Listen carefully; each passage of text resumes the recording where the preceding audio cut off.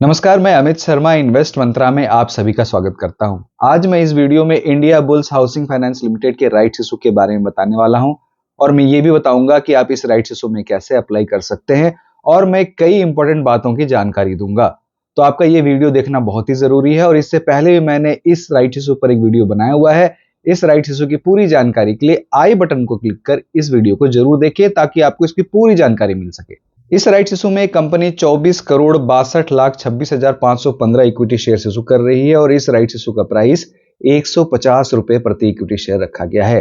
अगर हम लोग इस राइट्स इशू के प्राइस को मतलब 150 रुपए को इस शेयर के 2 तारीख यानी कि फ्राइडे की क्लोजिंग प्राइस से कंपेयर करें जो 189 रुपए 55 पैसे था, तो यह राइट्स इशू अभी 21% के डिस्काउंट पर मिल रहा है। इस राइट्स इशू की रिकॉर्ड डेट 1 फरवरी 2024 थी, यानी कि यह शेयर एक्स राइट हो चुका है और एक्स राइट होने के बावजूद ये शेयर 21% के डिस्काउंट पर मिल रहा है। अगर हम लोग प्रति इक्विटी शेयर डिस्काउंट देखें तो ये 39 रुपए 55 पैसे होता है। इस राइट्स इशू का साइज 3,693 करोड़ रुपए के आसपास है और इस राइट्स इशू का राइट्स इंटाइटलमेंट रेशियो 1:2 है। तो अगर रिकॉर्ड डेट पर आपके पास इस कंपनी के 2 शेयर होंगे तो आप एक राइट शेयर्स या राइट्स इंटाइटलमेंट के लिए एलिजिबल हो गए होंगे क्योंकि ये शेयर एक्स राइट हो चुका है और इसी रेशियो में कंपनी राइट्स एंटाइटलमेंट को 6 तारीख तक आपके डीमेट अकाउंट में क्रेडिट कर देगी क्योंकि क्रेडिट होने की लास्ट डेट 6 फरवरी 2024 है। दोस्तों, राइट्स एंटाइटलमेंट के कंपटीशन में फ्रैक्शनल शेयर को कंसीडर नहीं किया जाएगा, यानी कि रिकॉर्ड डेट पर अगर आपके पास इस कंपनी के 2 शेयर से कम है तो आपकी एंटाइटलमेंट हो जाएगी 0। लेकिन फिर भी अगर आप एडिशनल शेयर्स के लिए अप्लाई करते हैं तो आपको कम से कम एक राइट शेयर्स की प्रेफरेंस दी जाएगी, यानी कि अलॉटमेंट के बाद भी अगर कुछ शेयर्स बच जाते हैं तो आपको कम से कम एक राइट शेयर्स अलॉट कर दिए जाएंगे। और अगर आपके पास शेयर 2 के मल्टीपल पे नहीं है तो भी फ्रैक्शनल शेयर्स को इसके कंपटीशन में कंसीडर नहीं किया जाएगा। ये एक partially paid up rights issue है, तो राइट्स इशू का प्राइस जो 150 रुपए है उसमें से आपको मात्र 50 रुपए प्रति इक्विटी शेयर की पेमेंट ही एप्लीकेशन के साथ करनी है, यानी कि 33.33% of rights issue price application के साथ देते हैं और बाकी जो बचे हुए पार्ट है मतलब 66.67% उसे कंपनी बाद में कॉल करेगी और इसके लिए कंपनी प्रॉपर रिजोल्यूशन भी पास करेगी, न्यूज़पेपर में एडवर्टीजमेंट भी देगी और आपको मेल के थ्रू भी इंटीमेट किया जाएगा। अब चलिए मैं इस राइट्स इशू के ऑब्जेक्टिव्स के बारे में बता दूं। इस राइट्स इशू में कंपनी को जो नेट प्रोसीड आएगा वो होगा 3,574 करोड़ रुपए। मतलब अगर ये राइट्स इशू फुली सब्सक्राइब हो जाता है, 100% सब्सक्राइब हो जाता है, तो जितने पैसे इस कंपनी को आएंगे उसमें से अगर हम लोग इशू रिलेटेड एक्सपेंसेस को हटा दें तो जो नेट प्रोसीड होगा वो होगा 3,574 करोड़ रुपए। उसमें से 2,734 करोड़ 11 लाख रुपए कंपनी अपने कैपिटल बेस को बढ़ाने में यूज करेगी और बाकी बचे हुए 839 करोड़ 89 लाख रुपए जनरल कॉर्पोरेट पर्पस में यूज करेगी। ये कंपनी एक नेशनल हाउसिंग बैंक है और ये 2005 में इनकॉर्पोरेट हुई है। ये एक नॉन डिपॉजिट टेकिंग एचएफसी है जो मुख्य रूप से हाउसिंग लोन्स देती है। तो दोस्तों, ये कंपनी अपने नेट प्रोसीड यानी कि 3,574 करोड़ में जो 2,734 करोड़ 11 लाख का इस्तेमाल अपने कैपिटल बेस को बढ़ाने में करेगी, यानी कि 2,734 करोड़ का इस्तेमाल ये लोन देने में करेगी और 839 करोड़ 89 लाख रुपए का जो इस्तेमाल जनरल कॉर्पोरेट पर्पस में होगा, यानी कि वो ब्रांडिंग मार्केटिंग एक्टिविटीज में और जनरल खर्चे जैसे सैलरी, वेजेज, एडमिनिस्ट्रेटिव एक्सपेंसेस इत्यादि में करेगी। चलिए मैं अब आपको इस राइट्स इशू की पूरी स्केड्यूल या टाइमलाइन बता दूं। इस राइट्स इशू में राइट्स एंटाइटलमेंट की क्रेडिट होने की लास्ट डेट 6 फरवरी 2024 है। यह राइट्स इशू 7 फरवरी 2024 को ओपन होगा। राइट्स एंटाइटलमेंट की ऑन मार्केट रिनंसिएशन की लास्ट डेट 8 फरवरी 2024 है और यह राइट्स इशू 13 फरवरी 2024 को क्लोज हो जाएगा। राइट शेयर्स के अलॉटमेंट की डेट 22 फरवरी 2024 है और यह राइट शेयर्स आपके डीमेट अकाउंट में 26 फरवरी 2024 को क्रेडिट होंगे और इनकी लिस्टिंग 28 फरवरी 2024 को होगी। तो राइट्स एंटाइटलमेंट 7 और 8 फरवरी 2024 को ही ट्रेड होंगे।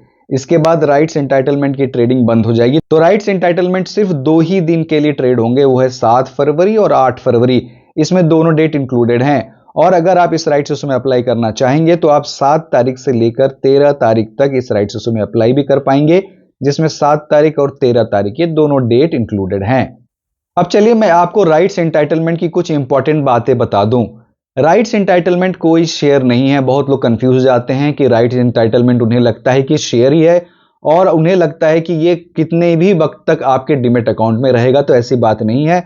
राइट्स इंटाइटलमेंट आपने जो शेयर रिकॉर्ड डेट पर रखा है उसी वजह से आपको ये राइट्स इंटाइटलमेंट्स मिले हैं। मतलब आप इंटाइटल हो गए हैं कि आप इस कंपनी के राइट शेयर्स को खरीद सकें और कंपनी को उसके बदले पैसा मिलता है, तो कंपनी एग्जिस्टिंग शेयर होल्डर से ही पैसे रेज करती है। तो आपको कंपनी एक इंटाइटलमेंट देती है कि आप इस राइट्स इशू में अप्लाई कर सकें और ये राइट्स इंटाइटलमेंट्स इस इशू के क्लोज हो जाने के बाद एक्सटिंग्विश हो जाएंगे, गायब हो जाएंगे, इसका फिर कुछ नहीं कर पाएंगे। तो राइट्स इंटाइटलमेंट आपके डिमेट अकाउंट में टेम्पररी बेसिस पर दिए जाते हैं, तो आप बिल्कुल कंफ्यूज मत होइए। राइट्स इंटाइटलमेंट कोई शेयर नहीं है, ये आपका इंटाइटलमेंट है क्योंकि आपने रिकॉर्ड डेट पर इस कंपनी के शेयर रखे हैं। तो अगर रिकॉर्ड डेट पर आपके पास इस कंपनी के 2 या 2 से ज्यादा शेयर्स होंगे तो आप राइट्स इंटाइटलमेंट के लिए एलिजिबल हो जाएंगे और कंपनी आपको 1:2 के रेशियो में राइट्स इंटाइटलमेंट आपके डीमेट अकाउंट में क्रेडिट कर देगी।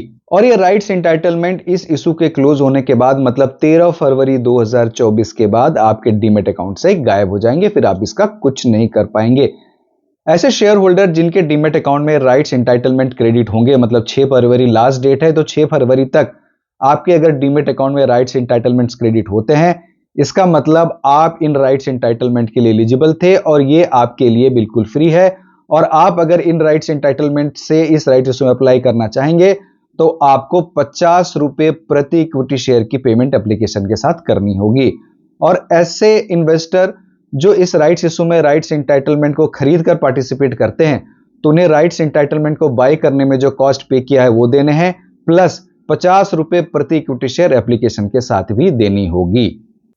इस राइट्स इंटाइटलमेंट्स को आप पूरी तरह से सेल भी कर सकते हैं इन राइट्स इंटाइटलमेंट की ट्रेडिंग डेज के अंदर, मतलब 7 और 8 तारीख को अगर आप चाहें तो अपने पूरे राइट्स इंटाइटलमेंट को सेल भी कर सकते हैं। आप चाहें तो इन राइट्स इंटाइटलमेंट को पार्शियली सेल भी कर सकते हैं या रिनाउंस कर सकते हैं और पार्शियली अपने राइट्स इंटाइटलमेंट के थ्रू इस राइट्स इशू में अप्लाई भी कर सकते हैं। आपको राइट्स इंटाइटलमेंट को कभी भी इग्नोर नहीं करना है क्योंकि इग्नोरेंस में आपको लॉस ही होगा, फायदा कभी नहीं होगा। आपके डीमेट अकाउंट में जो राइट्स इंटाइटलमेंट्स दिए गए हैं, अगर आप उसे पूरी तरह से इग्नोर कर देते हैं तो एक्स राइट होने के बाद जो इस शेयर में प्राइस एडजस्टमेंट हुआ है आप उसे रिकवर नहीं कर पाएंगे और आप जो राइट्स इंटाइटलमेंट को बेचकर पैसा कमा सकते थे या पैसा रिकवर कर सकते थे उसे आप कभी रिकवर नहीं कर पाएंगे। और ऐसे इन्वेस्टर जिन्होंने राइट्स इंटाइटलमेंट को बाय किया है और वो उनको बाय कर भूल जाते हैं और इस राइट्स इशू में ना ही अप्लाई करते हैं और ना ही उन्हें बेचते हैं, तो उन्हें भी लॉस होगा क्योंकि वो जो राइट्स एंटाइटलमेंट खरीद रहे हैं उसके लिए एक प्राइस पे करते हैं और वो प्राइस पूरी तरह से लॉस हो जाएगा। तो आपको कभी भी राइट्स एंटाइटलमेंट को खरीद कर भूलना नहीं है। अगर आप इस राइट्स इशू में अप्लाई बिल्कुल नहीं करना चाहते हैं तो आपको इन राइट्स एंटाइटलमेंट्स को 7 और 8 तारीख दोनों दिनों में से किसी भी दिन सेल कर देना है। और अगर आप इस राइट्स इशू में अप्लाई करना चाहते हैं तो आपको उसे रखे रहना है और आप 13 फरवरी 2024 तक इस राइट्स इशू में अप्लाई कर पाएंगे। इस राइट्स इशू का बेस प्राइस निकालने के लिए हमें 6 फरवरी 2024 के क्लोजिंग प्राइस में इस राइट्स इशू का प्राइस यानी कि 150 रुपए डिडक्ट करना है और इसके बाद जो अमाउंट आएगा उसी प्राइस पर राइट्स एंटाइटलमेंट की लिस्टिंग होनी चाहिए। अगर मैं उदाहरण के द्वारा इसे समझाऊं और मैं आपको अगर 2 फरवरी के क्लोजिंग प्राइस को कंसीडर करूं जो 189 रुपए 55 पैसे है, तो जो बेस प्राइस बनकर आ रहा है वो है 39 रुपए 55 पैसे। तो मैंने यहां एक एग्जांपल दिया है, एक्चुअल में आपको 6 तारीख के क्लोजिंग प्राइस में 150 रुपए डिडक्ट करने हैं। लेकिन हाँ, राइट्स एंटाइटलमेंट की लिस्टिंग के बाद कभी कभी ऐसा होता है कि इसमें इतनी वॉलेटिलिटी होती है कि राइट्स एंटाइटलमेंट लिस्ट होने के बाद ही लोअर सर्किट पर चले जाते हैं। तो अगर राइट्स एंटाइटलमेंट लोअर सर्किट पर होंगे तो आप इसे बेच नहीं पाएंगे और अगर अपर सर्किट पर होंगे तो आप इसे खरीद नहीं पाएंगे। राइट्स एंटाइटलमेंट की ट्रेडिंग में एक और इंपॉर्टेंट बात आपको ध्यान रखना है, राइट्स एंटाइटलमेंट की settlement trade for trade basis पर होती है। इसका मतलब आप जिस दिन राइट्स एंटाइटलमेंट खरीदते हैं उसी दिन आप नहीं बेच सकते हैं। इसकी सेटलमेंट T+1 बेसिस पर होती है, तो इसका भी आपको ध्यान रखना है क्योंकि अगर आप राइट्स एंटाइटलमेंट को खरीद लेते हैं और उसे आप 8 तारीख तक नहीं बेच पाते हैं तो आपके पास मात्र एक ही ऑप्शन बचेगा, वो होगा इस राइट्स इशू में अप्लाई करने का और एप्लीकेशन के साथ आपको 50 रुपए प्रति इक्विटी शेयर की भी पेमेंट करनी होगी। दोस्तों, अगर आपके पास मल्टीपल डीमैट्स अकाउंट हैं और India bull housing finance limited के राइट्स एंटाइटलमेंट एक से ज्यादा डीमेट अकाउंट में दिख रहे हैं और आप सारे राइट शेयर्स के लिए अप्लाई करना चाहते हैं, तो आपको हर डीमेट अकाउंट से सेपरेटली अप्लाई करना पड़ेगा, तभी आप सारे राइट शेयर्स के लिए अप्लाई कर पाएंगे। आप अगर एडिशनल शेयर्स के लिए मतलब एडिशनल राइट शेयर्स के लिए अप्लाई करना चाहते हैं, तो आपके लिए एक कंडीशन है कि आपको एक भी राइट्स इंटाइटलमेंट्स को रिनंस या सेल नहीं करना है। अगर आप एक भी राइट्स इंटाइटलमेंट को सेल कर देते हैं तो फिर आप एडिशनल शेयर्स के लिए एलिजिबल नहीं होंगे। अब चलिए मैं आपको अब ये बताने वाला हूं कि आप इस राइट्स इशू में कैसे कैसे अप्लाई कर सकते हैं। दोस्तों, आप इस राइट्स इशू में दो तरीके से अप्लाई कर सकते हैं। पहला तरीका है ऑनलाइन तरीका और दूसरा तरीका है ऑफलाइन तरीका। ऑनलाइन तरीके में आपको अपने ऐसे ऑनलाइन बैंक अकाउंट में लॉगिन करना है जो सेबी के साथ सेल्फ सर्टिफाइड सिंडिकेट बैंक की तरह रजिस्टर्ड हो और जो असबा ऑफर करता हो। असबा मतलब application supported by blocked amount. तो आपको अपने ऐसे बैंक अकाउंट में लॉगिन करना है, असबा ऑप्शन में जाना है, सारे प्रोसीजर को फॉलो करना है, तो आप इस राइट्स इशू में अप्लाई कर पाएंगे। आप एक्सिस बैंक के थ्रू किसी भी आईपीओ या राइट्स इशू में कैसे अप्लाई कर सकते हैं, इसकी एक स्टेप बाय स्टेप वीडियो मैंने बनाया हुआ है। आप ऊपर आई बटन को क्लिक कर इस वीडियो को जरूर देखें, आपको इससे काफी हेल्प मिलेगी। और दूसरा तरीका ऑफलाइन तरीका, इसमें भी दो तरीके हैं। आपको कंपनी ने एक स्पेसिफाइड एप्लीकेशन फॉर्म दिया है, आप उसको कंप्लीटली फिल कीजिए, डेजिग्नेटेड ब्रांच में जाइए और उसे सबमिट कीजिए, तो भी आप अप्लाई कर सकते हैं। और अगर आपके पास स्पेसिफाइड एप्लीकेशन फॉर्म नहीं है तो आपको प्लेन पेपर लेना है, उसमें सारी डिटेल्स को फिल करना है, साइन करना है और डेजिग्नेटेड ब्रांच में जाकर जमा करना है, तो भी आप इस राइट्स इशू में अप्लाई कर पाएंगे। सेबी द्वारा notified self certified syndicate bank के लिस्ट की वेबसाइट लिंक मैं आपको कमेंट सेक्शन में दे दूंगा, आप उसे भी क्लिक कर ये पूरी लिस्ट देख सकते हैं। दोस्तों, राइट शेयर्स की टेंटेटिव लिस्टिंग डेट 28 फरवरी 2024 है, यानी कि राइट शेयर इसी आसपास लिस्ट होंगे। ये share India bull housing finance PP के नाम से होंगे, यानी कि ये पार्टली पेड अप शेयर्स होंगे और ये सेकेंडरी मार्केट में नॉर्मल शेयर्स की तरह ट्रेड किए जा सकेंगे। ये शेयर्स तब तक ट्रेड होंगे जब तक कि कंपनी इसकी ट्रेडिंग बंद ना कर दे और इसकी भी इंफॉर्मेशन आपको पूरी तरह से दी जाएगी। तो India bull housing finance PP की भी ट्रेडिंग नॉर्मल शेयर्स की तरह ही होगी। दोस्तों, इस राइट्स इशू के रजिस्ट्रार केफिन टेक्नोलॉजीज लिमिटेड है और इनका ऑफिशियल वेबसाइट www.kefinTech.com है। आप इस वेबसाइट को भी विजिट कर सकते हैं, यहां भी आपको इस राइट्स इशू की पूरी डिटेल मिलेगी।